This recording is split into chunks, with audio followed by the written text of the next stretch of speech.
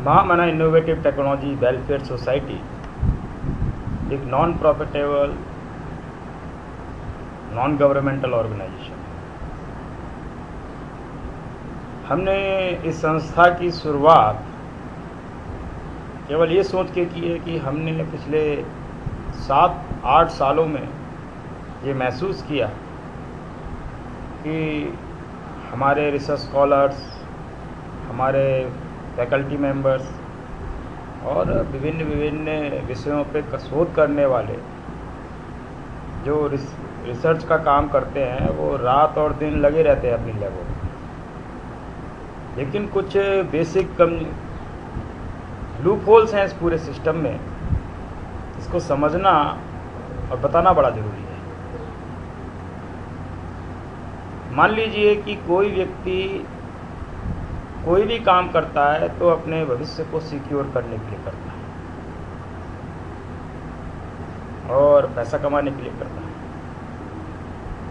Research में बहुत पैसा है, लेकिन वो पैसा दोनों तरीके से कमाया जा सकता है, सही तरीके से और गलत तरीके से।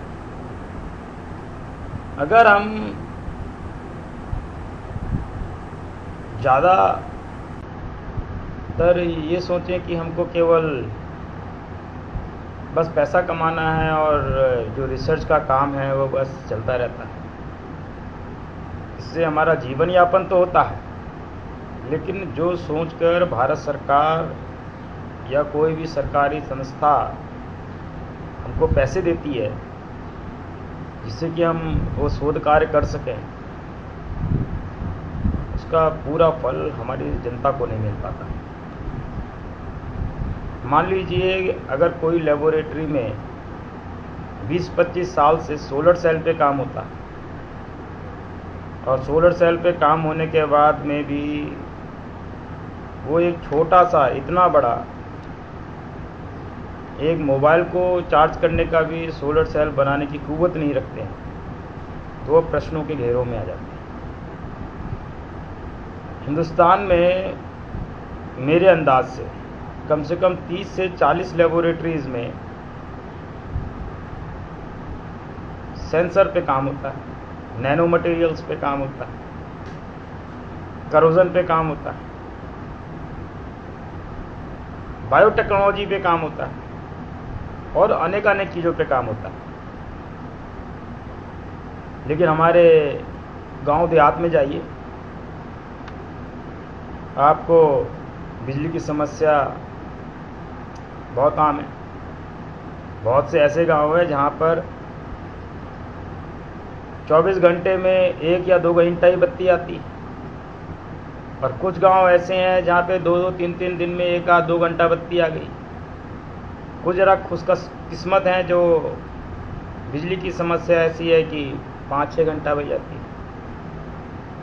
अब हमारे देश का मुद्रा का अवमूल्यन हो रहा है। ये बात सबको मालूम है कि कोई भी देश वो तरक्की तभी कर सकता है जब उसके पास में टेक्नोलॉजिकल डेवलपमेंट हो। लेकिन जिन लोगों को टेक्नोलॉजी डेवलपमेंट करने के लिए हमारे देश में लगाया गया, वो लोग अपने ही चूल्हे जलाने में मस्त हो गए। जहाँ तक मैं जानता हूँ, कैसे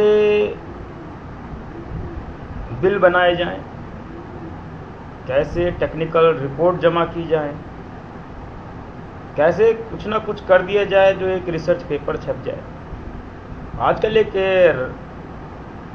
चूहा बिल्ली की रेस लगी हुई है जिसमें लोग सुबह से लेके शाम तक बस कुछ ना कुछ पब्लिश करने के लायक हो जाए।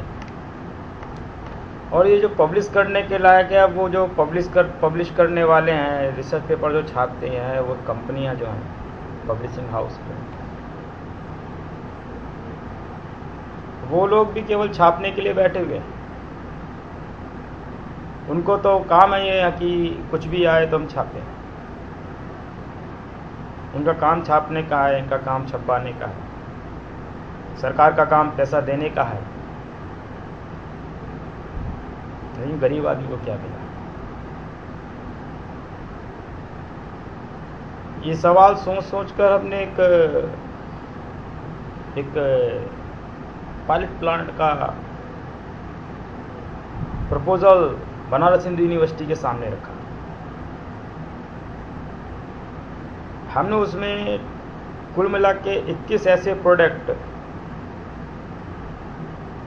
जिनकी टेक्नोलॉजी को हम लेबोरेटरी से ज़मीनी हकीकत तक लेकर आ सकते हैं, उस पर काम करने वालों की कमी नहीं है।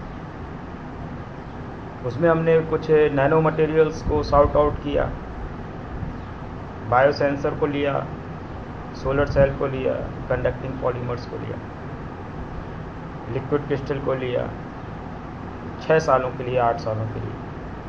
और उसके बाद हमने बताया कि उन 6 सालों के बाद में हम कुछ एडवांस चीज़ें बनाएंगे, जिसमें शामिल है बायो नैनो रोबोट्स। लेकिन चीज़ें कहाँ पर आके फंस गई? चीज़ों के फंसने का एक सबसे बड़ा कारण ये है कि हम जिस फील्ड में एक्सपर्ट मान रहे हैं वो वास्तव में एक्सपर्ट है नहीं।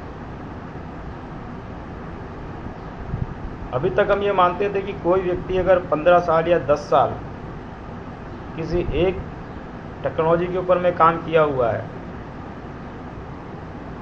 तो वो वास्तव में कुछ ना कुछ तो अच्छा कर पाएगा। लेकिन जब हमने उसको टटोलने की कोशिश की तो पिछले 2-2.5 सालों में मैं न जाने कितने शोधकर्ताओं से मिला हूँ, न जाने कितने फैकल्टी मेंबर्स से मिला हूँ। अधिकतर ने हाथ खड़े कर दिए। उनकी आंखों में बेबसी दिखाई देती है कि साहब हम केवल कागज़ छाप सकते हैं और टेक्नोलॉजी डेवलपमेंट का काम हमें। रही बात अब लोग कहते हैं कि पेटेंट होना चाहिए। इस देश के वैज्ञानिकों ने पेटेंट को मार्केटिंग टूल की तरह इस्तेमाल किया। जहाँ तक मुझे लगता है पेटेंट उसको करना चाहिए या पेटेंट उसका होना चाहिए या पेटेंट की उसकी मान्यता ही तब है जब उसकी मार्केट वैल्यू हो, कि हमने वास्तव में कुछ ऐसा बनाया जिसको मार्केट में लोग एक्सेप्ट करेंगे और इसकी एक कमर्शियल वैल्यू है, तब तो उस पेटेंट की भी वैल्यू है। लेकिन अगर पेटेंट केवल हम अपने सेल्फ ग्रेटिफिकेशन के लिए करते हैं तो पेटेंट केवल कागज पर रह जाता है। कोई भी वैज्ञानिक ये कह सकता है कि देखिए हमने ये पेटेंट किया, हमने ये पेटेंट किया, हमने ये पेटेंट किया। उनसे कहो कि ये पेटेंट को ज़मीन पर खड़ा कर दो। या किसी तकनीक के फॉर्म में, किसी प्रोसेस में, किसी प्रोडक्शन लाइन में, किसी आम आदमी के मद में कोई चीज़ बनाने में इस्तेमाल कर दो तो फेल हो जाता है। मैं ऐसे कई सारे वैज्ञानिकों को जानता हूं जो इस चीज़ पर बड़ा गर्व महसूस करते हैं कि उनके पास में पेटेंट है, लेकिन वो पेटेंट क्यों इस्तेमाल नहीं हो रहा। वैसे मैं केमिस्ट्री से पीएचडी किया हूँ और मुझे मालूम है कि केमिकल कितने महंगे आते हैं। इतने महंगे केमिकल, सबसे बड़ी कमी तो ये है कि हम लोग काम शुरू कर देते हैं लेकिन बहुत बार हमारा कोई जस्टिफिकेशन ही नहीं होता कि हम लेके कहाँ जा रहे हैं काम को, वास्तव में इससे क्या लाभ होने वाला। हमारे जो लक्ष्य होता है वो केवल एक पब्लिकेशन तक आके थम जाता है। एक पब्लिकेशन करना है, उसका काम बंद करना है। ए से लेके मान लीजिए सी तक काम करना है तो हम ए से लेके सी तक ही करते हैं, उसको अंजाम तक नहीं पहुंचाते। मान अब आप ये सोचिए कि इतनी बड़ी CDRI, इतने सारा मैन पावर वहाँ पर, इतना सारा गवर्नमेंट का फंड, और आज तक केवल एक ही दवा बना पाए वो भी सहेली। कुछ दिनों पहले मेरी एक जायडस केरला के मार्केटिंग मैनेजर से मेरी बातचीत हुई थी। उन्होंने मुझे बताया कि साहब हम 60% पर बिजनेस करते हैं। 60% का बिजनेस का मतलब ये हुआ कि फॉरेन की कंपनी वाला उनको एक मॉलिक्यूल का स्ट्रक्चर देता है, उसको बनाने की तकनीक देता है, उसका डाटा देता है, और उसके बाद उसका प्रोडक्शन इंडिया में होता है। उसमें जितना प्रॉफिट होता है वो सारा का सारा वो कंपनी ले जाती है। तो अभी सोचने की ज़रूरत है कि हम इस देश की रिसर्च को कैसे फ्रूटफुल, इनोवेटिव, क्रिएटिव और देश की तरक्की में इस्तेमाल कर सकते हैं। इस देश के जो वैज्ञानिक हैं उनको ये सोचने की ज़रूरत है कि कोई भी कार्य या कोई भी प्रोजेक्ट डिज़ाइन करें, वो ये सोच कर करें कि इससे वास्तविक लाभ क्या होने वाला है। सेल्फ ग्रेटिफिकेशन करने के लिए अगर हम भारत सरकार के रिसोर्सेज को इस्तेमाल करते हैं तो हम ये गलत करते हैं। अगर हमको अपना सेल्फ ग्रेटिफिकेशन करना है तो क्यों नहीं हम अपना पैसा लगाते उसमें। क्यों भारत सरकार का रिसोर्सेज और पैसा हम इस्तेमाल करते हैं, जबकि वो पैसा जो है किसी गरीब व्यक्ति, किसी इंडस्ट्रियलिस्ट, उन लोगों के द्वारा दिया गया टैक्स का पैसा होता है। उस टैक्स के पैसे का सही इस्तेमाल होना चाहिए।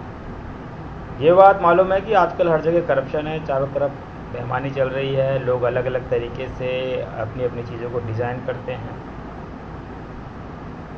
उसका फल फिर कम्युनिकेटिव होकर मिलता है। ज़रूरी नहीं है कि मालूम हम गलत किए हैं तो केवल हम ही को फल मिलेगा। उसका फल पूरी कम्युनिटी जो है वो उसको फेस करती है। छोटी छोटी टेक्नोलॉजीज़ जो हैं, चाइना जैसे देश को देखिए, सारे मार्केट को उसने कैप्चर किया, टेक्नोलॉजी के दम पे किया। जापान को देखिए, छोटा सा देश है, हमारे उत्तर प्रदेश से भी छोटा है, लेकिन पूरे दुनिया में डंका बजाता है, टेक्नोलॉजी के दम पे बजाता है। ताइवान लीजिए, हमारे देश का एक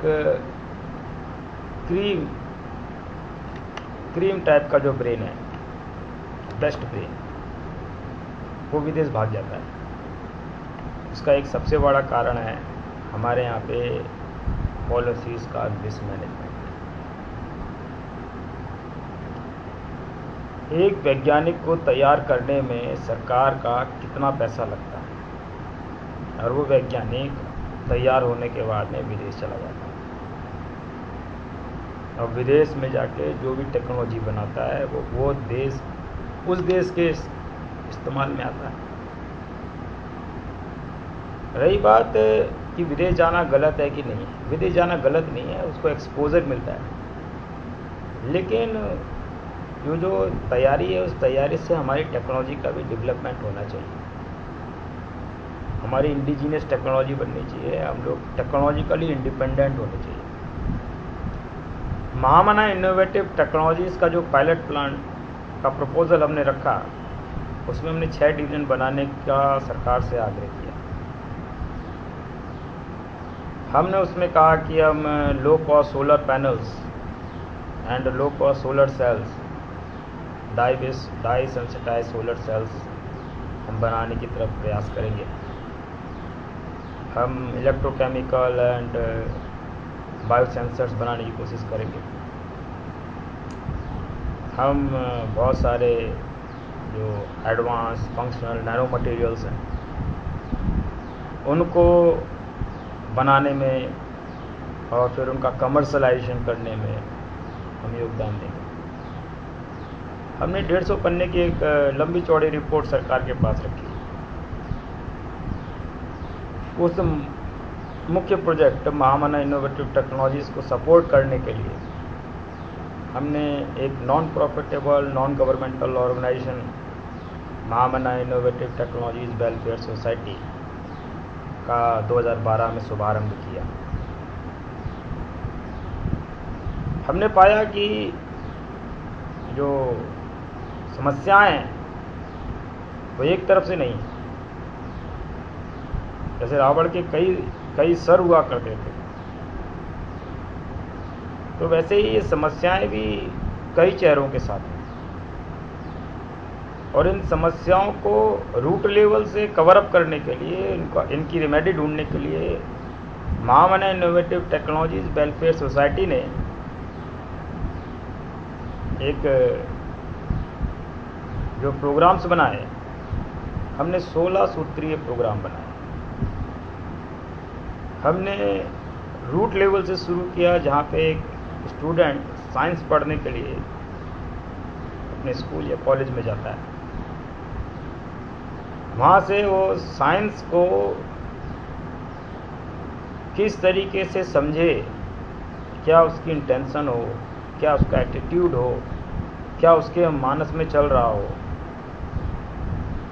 जिससे कि एक बेहतरीन वैज्ञानिक की वहाँ पर नींव पड़ सके। उसके अलावा महामना इनोवेटिव टेक्नोलॉजी वेलफेयर सोसाइटी ने नवाबगंज बरेली में एक लाइब्रेरी का भी शुभारंभ किया, एक वाचनालय बनवाया। हमारा मानना ये है कि हम उन छात्र छात्राओं और पुस्तक प्रेमियों को अच्छी से अच्छी किताबें फ्री ऑफ कॉस्ट पढ़ने के लिए मुहैया करा सकें। अच्छा पढ़ेंगे तो अच्छा समझेंगे, अच्छा समझेंगे तो अच्छा एनालाइज करेंगे, अच्छा एनालाइज करेंगे तो कुछ नया अच्छा ढूंढ पाएंगे, और कुछ अच्छा नया ढूंढ पाएंगे तो कोई नई टेक्नोलॉजी डेवलप होकर आएगी। ऐसा ही हमने एक और प्रोग्राम बनाया और उसके लिए हम कार्यरत हैं, कोशिश कर रहे हैं। हमने एक technology translation centre Nawabganj Bareilly में शुरुआत करने की कोशिश की है।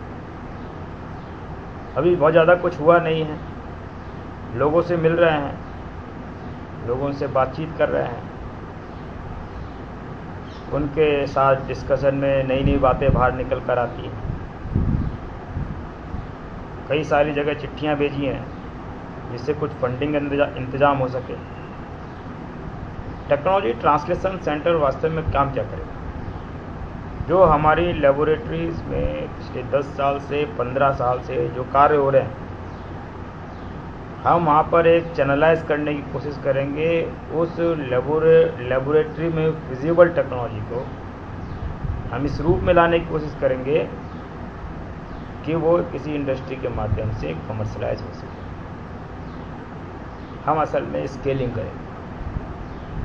करेंगे, रिसर्च स्कॉलर को सपोर्ट करेंगे, रिसर्चर्स को सपोर्ट करेंगे। दो चीज़ें हैं बहुत इम्पोर्टेंट। इंडस्ट्री वाले चाहते क्या हैं, आम आदमी चाहता क्या है, रिसर्चर की क्या एबिलिटी है और वो कर क्या रहा है। जो आम आदमी चाहता है, जो इंडस्ट्री चाहती है, जो मार्केट चाहता है, अकॉर्डिंग टू डैट हमें अपने रिसर्च वर्क को डिज़ाइन करना है। और जो रिसर्च वर्क चल रहा है उसका कैसे इस्तेमाल किया जा सकता है जिससे वो कमर्शियली लेवल पर, इंडस्ट्री लेवल पर, प्रोसेस के लेवल पर और आम आदमी के वेलबींग के लिए उसका इस्तेमाल किया जा सकता है। बहुत सारी कमियां हैं सिस्टम में, लेकिन सिस्टम है क्या है? एक मिनिमम पैरामीटर्स के साथ दिया हुआ एक ऐसी व्यवस्था है जिस पर कोई प्रोसेस रन कर सके।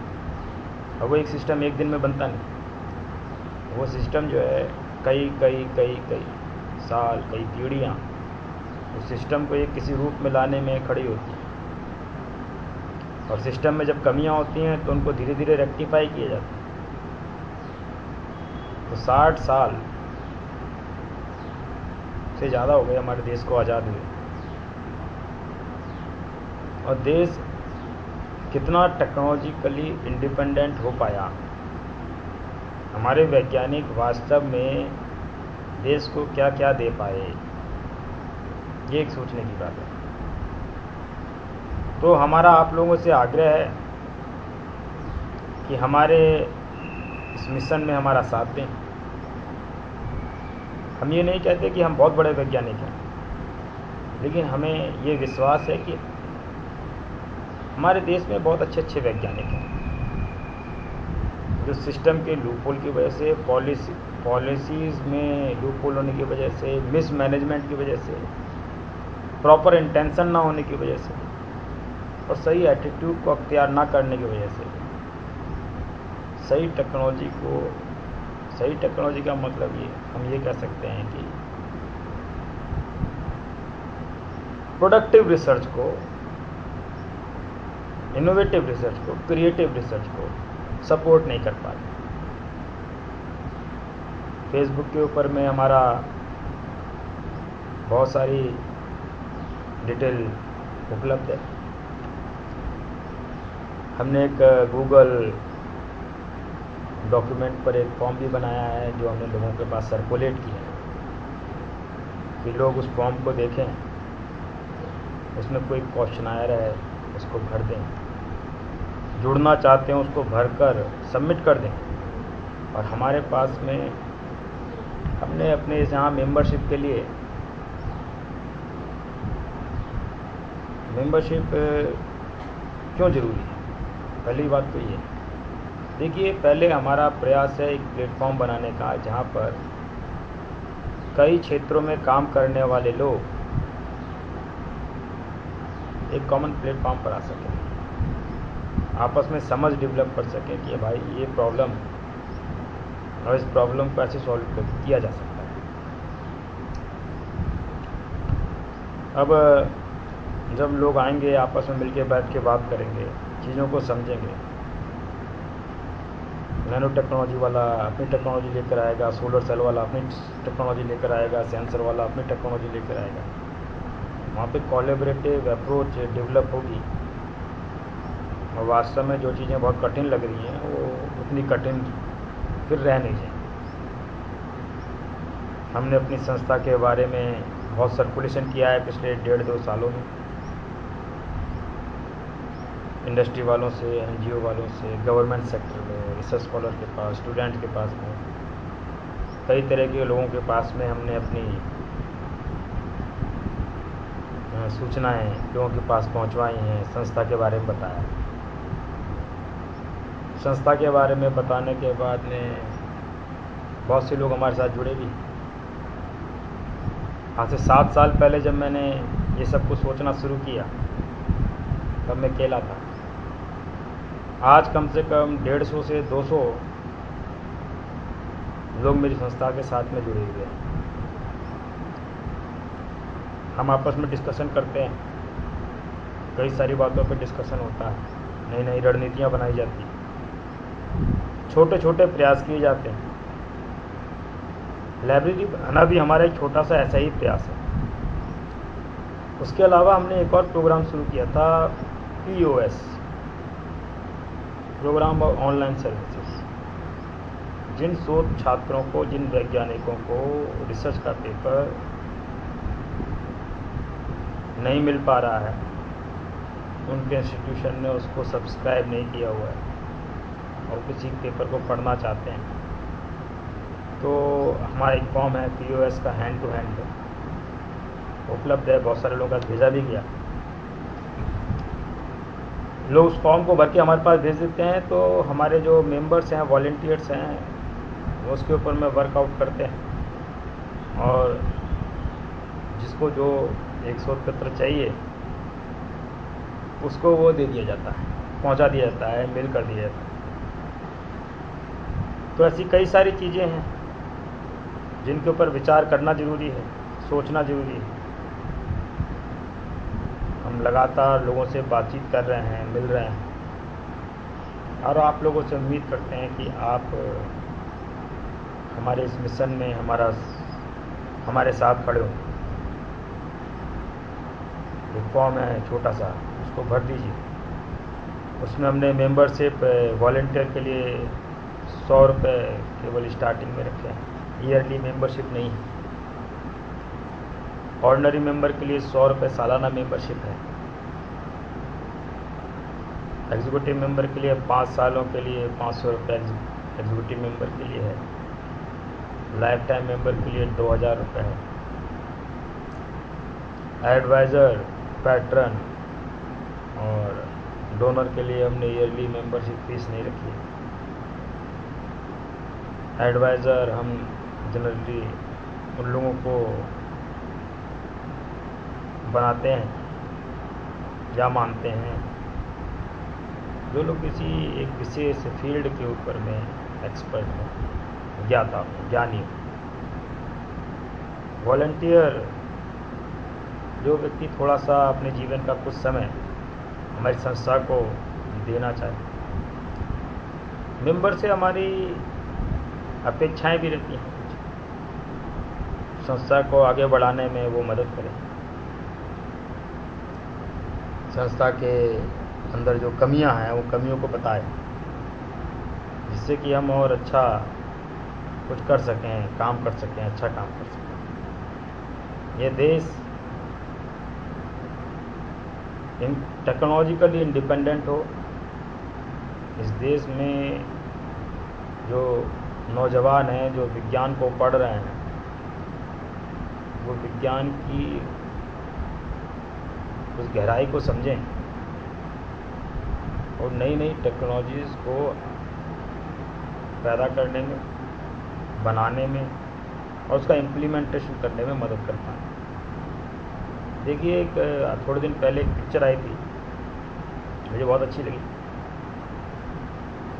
बाबा रणछोड़ दास 3 इडियट में कहते हैं कि काबिल बनो, कामयाबी झक मार कर आएगी। तो जब आदमी कोई रिसर्च करने के लिए जाता है तो उसको रिसर्च केवल इसलिए नहीं करनी है कि हाँ भाई कुछ ना कुछ एक थीसिस लिख के हमें जमा करनी है, केवल यही हमारा काम। रिसर्च करने के लिए एक जो एटीट्यूड चाहिए, एक जो लगन चाहिए, उसकी बड़ी ज़रूरत है।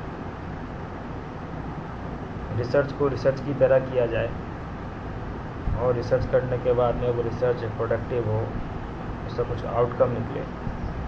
केवल रिसर्च पेपर एक पब्लिश होकर वो काम बंद ना हो जाए। तो यही एक छोटी सी गुजारिश थी कि महामना इनोवेटिव टेक्नोलॉजीज़ वेलफेयर सोसाइटी को सपोर्ट करें। जिस मिशन पर हम चले हैं वो आप सब लोगों की सहायता के बगैर तो पूरा हो नहीं सकता। इस देश में अच्छे वैज्ञानिक हों, अच्छे इंजीनियर हों, अच्छे डॉक्टर हों और देश तरक्की की राह की तरफ आगे बढ़े, यही हमारी प्रार्थना है ऊपर वाले से। बाकी आप लोग समझदार हैं। देश में कुछ अच्छा होता है तो उसका फल जो है, उसका कम्युनिकेटिव फल सभी लोगों को मिलता है।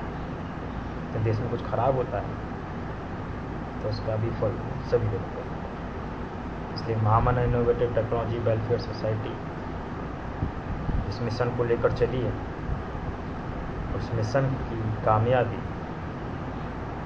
लोगों के सहयोग के बगैर